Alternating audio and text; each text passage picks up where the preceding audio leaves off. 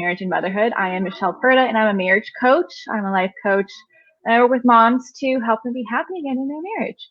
So today I'm super excited to talk to Katy about how to navigate a very stressful topic that comes up a lot in marriages, and that is talking about money.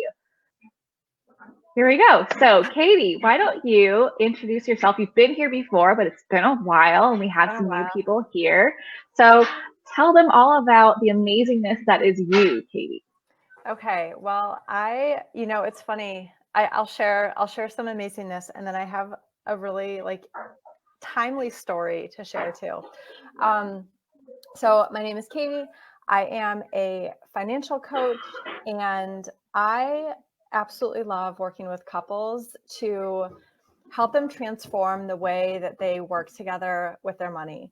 And so whether they are plowing through debt or they are simply just trying to live with some I don't know, just like a sense of purpose again with like how they're handling their money, why they're working, like what are we even working for? I feel like is a question I get a lot.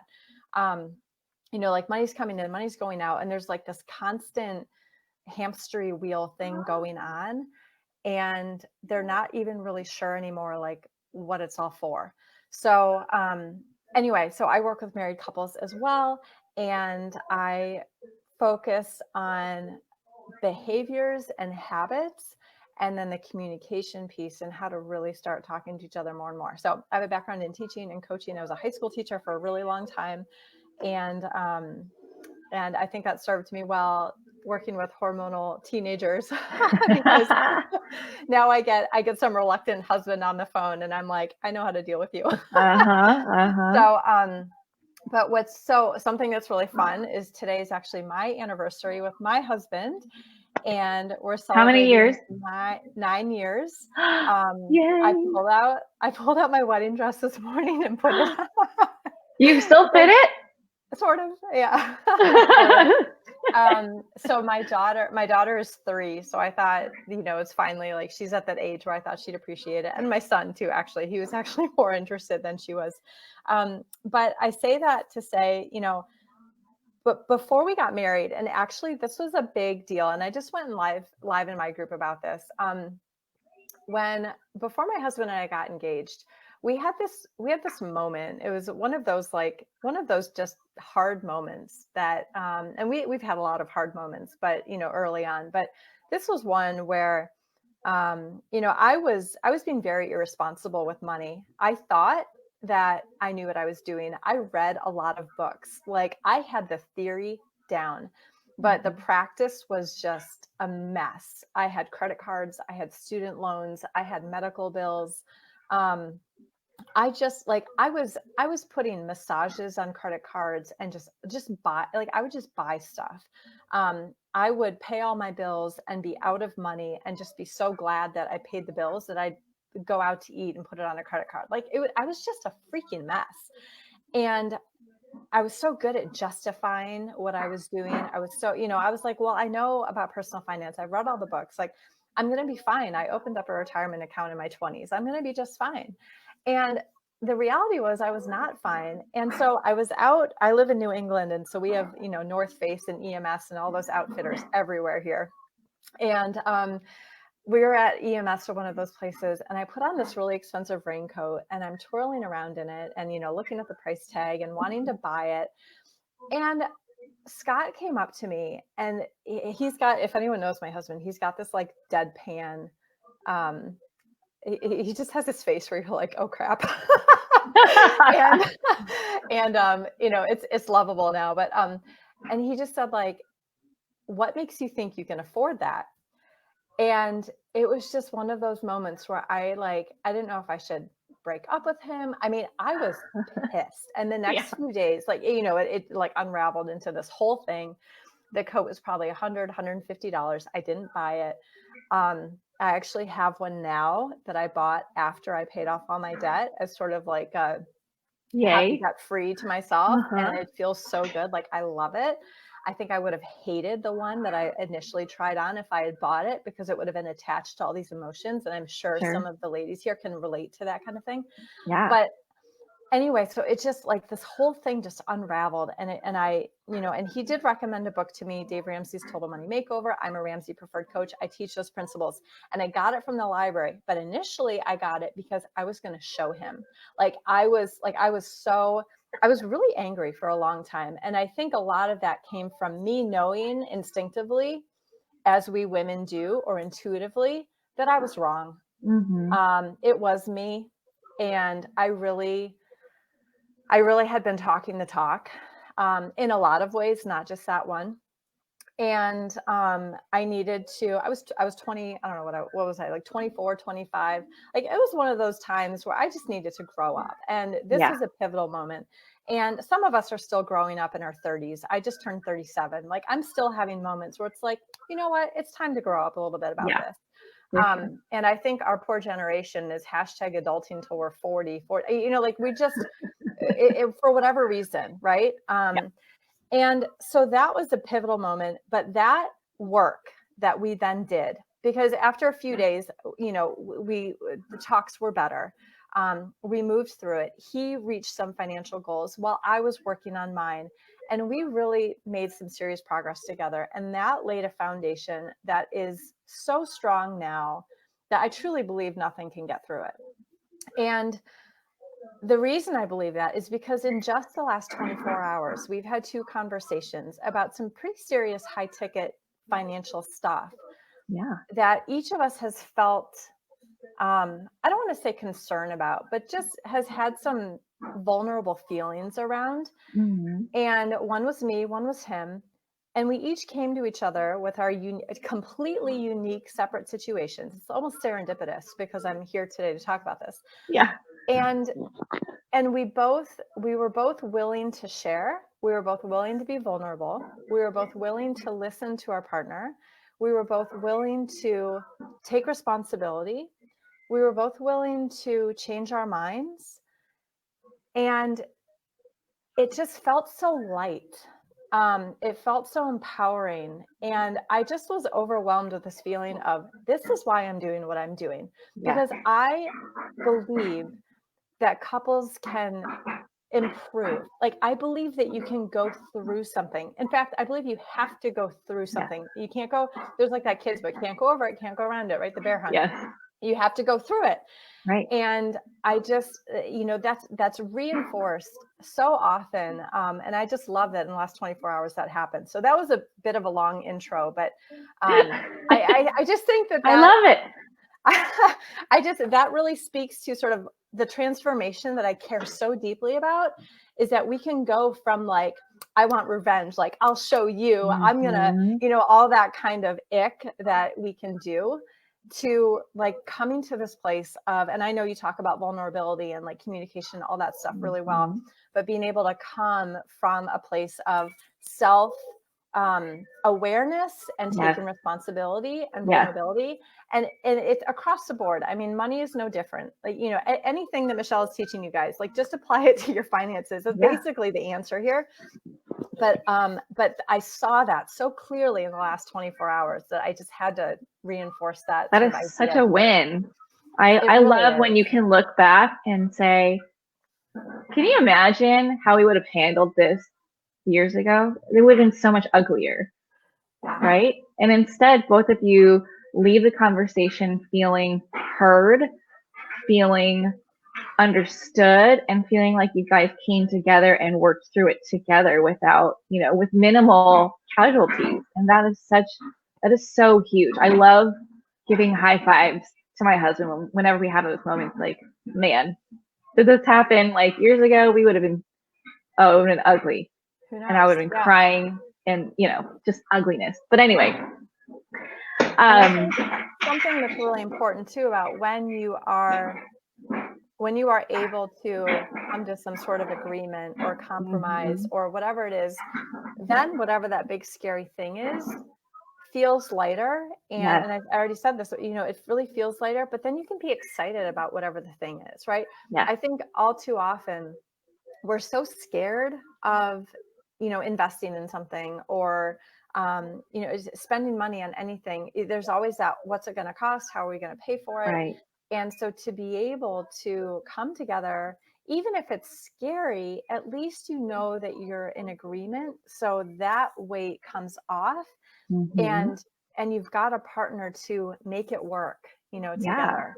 And I think that you've got someone's got your back. And that's Mm-hmm. really when because no matter how in alignment you are, there still are things that feel hard or Yeah. scary. And so when you have that alignment and someone's got your back, it just feels easier to do the hard thing. So Yeah. And then you're like, that's why we're married. yeah, That's why we're yeah, still married. And right. that's why we will continue to be married. So yeah, it does feel so good. Um, so I did get one question Great. from a member here. She was asking, how do you talk about money and not get defensive? And I know you and I both can relate to this so much. Your story, I saw so much of myself in it. Um, she said that she can't even talk about money with her husband because she automatically gets defensive no matter what he says. Okay. So, what have you coached your clients on how to handle that kind of situation? Because as you know, it's all about her, right? That's why Yeah. she's getting defensive. So, what have you shared with your clients on how to navigate that? Because talking about money is very important, or else you just end up in more trouble, right? It is. It is. So, So that's a little bit of information. So I'm going to do my best with that. yeah. I think one of the most important things for men and women to understand about each other, but so we're talking to the women here, it's really important that we understand how different we are when it comes to money. And so being defensive, a lot of times for me, when I'm defensive, it's because I'm scared or I don't have faith in what the plan is. And so I feel the need to justify whatever is happening. And so I hope that I'm sort of hearing this the right way. But there's usually there's either a lack of a plan or there's some fear around what's going on. When women are afraid, it is usually because they are feeling insecure about money, which means things with money aren't going well. And when things with money aren't going well, so it goes both ways. So if things with money aren't going well, women feel insecure. Money is a sense of security for women. And I'm generalizing this, but for the most part, it's true. And when things aren't going well and we feel insecure, that manifests or that shows up in us as fear or that kind of defensiveness. Mm-hmm. When men are not feeling good about their current financial situation, they kind of project it as, this is a scorecard of how my life is going. I'm Mm-hmm. either succeeding and winning or I'm completely failing. Yeah, because they like to And take on the role of provider. yes, yeah, Mm-hmm. exactly. And that shows up in the negative way. That shows up as being ashamed or being embarrassed, and it can show up in like, sort of a hot temper or kind of shutting down. I think a lot of men just completely shut down when they're embarrassed. Mm-hmm. And so this is where different personalities kind of work into it. But if you can start to understand what is the feeling that's causing this action, men and women have different feelings. They might have the exact same thought. They might both. So you and your spouse might both be thinking the exact same thing. Things are not going well with our finances. I want to work better with my spouse to make them better. We can do this. We can do better. But the feeling that comes from those thoughts of things aren't going well is completely different. And so it shows Mm-hmm. up differently.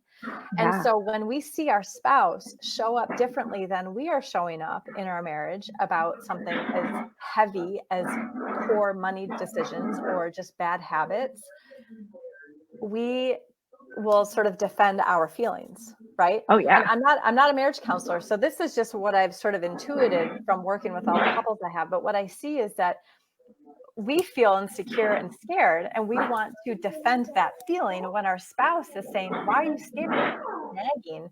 Like, the last thing that an embarrassed man wants is a scared wife. Like, those two just don't go well No, together. they don't. And so the advice I like to give is, just be aware of that. Be aware that even if he's not acting the way you're acting, he might be thinking, not necessarily feeling, but thinking the same thought. Mm-hmm. And we need to kind of come together at that thought level. Yeah. Which means we need to take our emotions out of it a little bit. And I think, or you can come into a conversation very vulnerably where instead of pointing fingers or placing blame, instead Yeah. it's and nagging, right? We don't want to nag. Nagging is when you're pointing fingers and you're saying like there's something you need to be doing. Right. I want you Projecting. to Yeah. yeah, projecting. Yeah, exactly. See, I don't know all this terminology. But what what I want, one member of the couple to come into this conversation, if they want to instigate something, is really to take responsibility and own what they need to do better, and ask for advice, ask for support. So let's say, and I'm going to use kind of a silly example to lighten the mood a little bit, but let's say like I'm really struggling with eating or going to Starbucks too much, right? And I know it's not helping anything. I know that I'm sort of nickel and diming our budget away. I know that we have this goal to pay off this credit card, but I just I can't, for whatever reason, I can't stop. And so instead of coming into a conversation and saying, we keep blowing our budget, like we need to figure something out, coming to the conversation and saying, I want your help with something. I'm really embarrassed. I'm really frustrated. I keep going to Starbucks. This isn't working for me. I know I'm not supporting our mission to X, Y, and Z. I know that I'm disappointing you by doing this. You don't have to say that necessarily, but you kind of know what kind of language, makes your spouse in his ears. I know that this is like, I want to do better. I want to do better. I want to, try this. Here's my plan, right? Here's what I think. What do you think? How can I do better? How are you willing to support me? Can you check in with me? And again, it's a silly example. Then again, maybe it's not. I mean, a lot of us do have these little tiny habits that add up over time. And I think it does apply because I talk a lot about, taking ownership when you communicate, taking the blame out of your conversation, and really owning up to, what led to your feelings. So in this particular situation, why do you feel defensive? What thoughts are you having that's leading up to you feeling defensive? Is it something that was in your past that you're bringing up? Is it a past experience with your husband that you haven't let go of? Is it you being scared of looking in the mirror and realizing it's you and you need to change something, but you don't want to face the music and admit that it's you, and so you project, right? So I think speaking to what you're accountable for and what you've done, thoughts, actions, whatever have you, emotions, owning up to that and saying, this is where I am, this is what I'm dealing with right now, and speaking to, what can I do?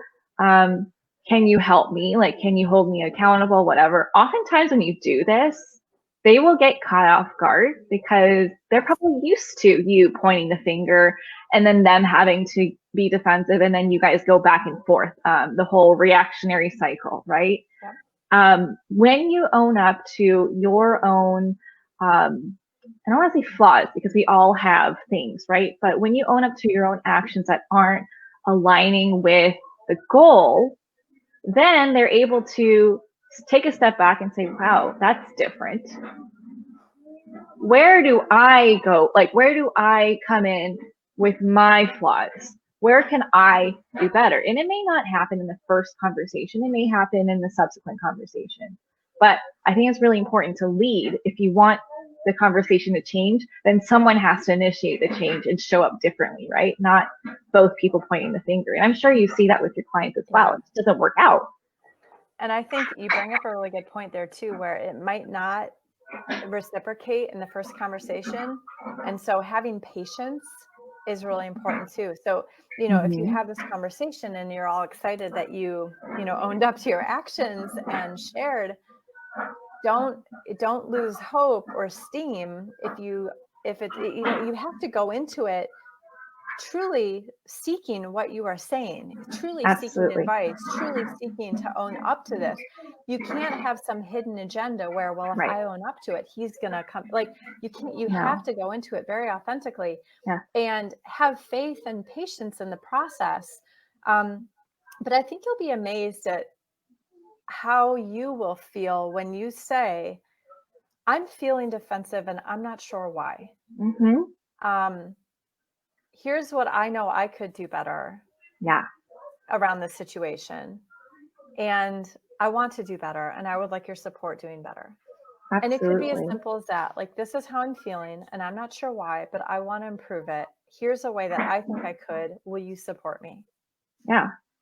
And it's truly that simple. And, you know, I'm just thinking about this conversation that I had last night with my spouse.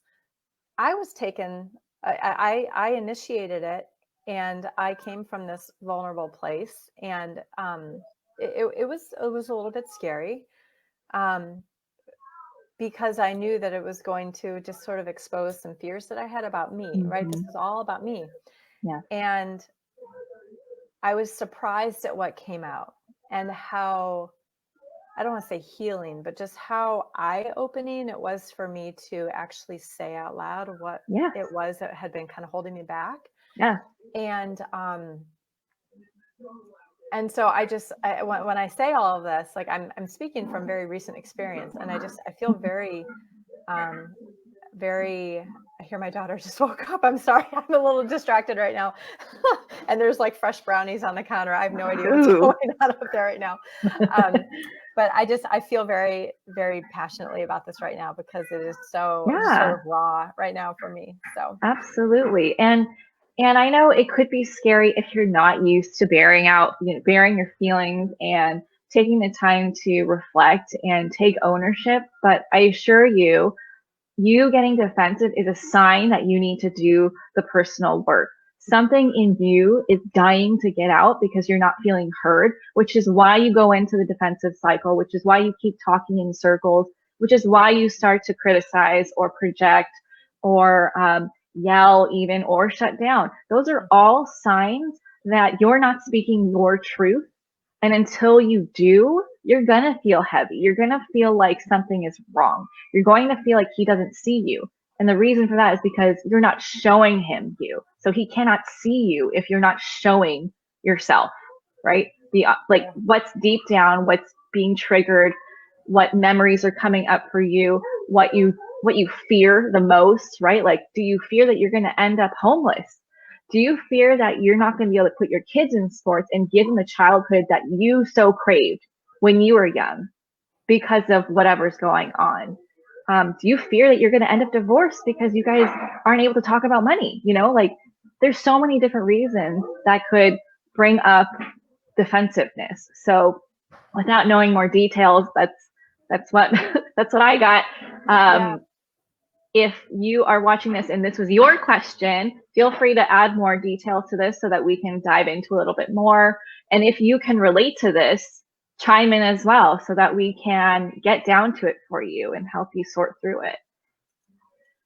So we are about that time, but for those who are watching, if you have a question you want to quickly pop in, let us know. And if you're watching the replay, type it in as well, and we'll come back at a later time and help you out where we can. But Katy has an amazing group. I highly suggest that you join if you are having a hard time talking about money with your spouse and working on goals and budgeting and whatnot. She is the budgeting queen. So Katy, can you share with us what your group is called, and then I will go ahead and type it in the caption when we're done so that people can click on it.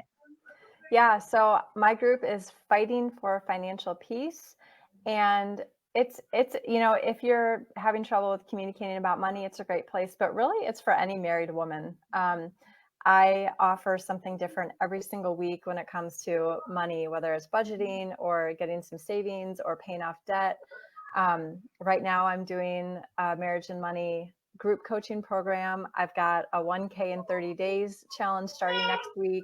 So there's always something different going on. I will have a lot of guest experts in the group as well. But we have fun. I teach every single day in there, Monday through Friday, and it's a great group. So I would absolutely love to have any of you ladies come and join me. Yes, yes, go do that. She's amazing, as you have seen. Thank you so much, Katy, for joining us in here and sharing all of your tips and helping life be a little bit easier. Anyway, thank you guys for tuning in.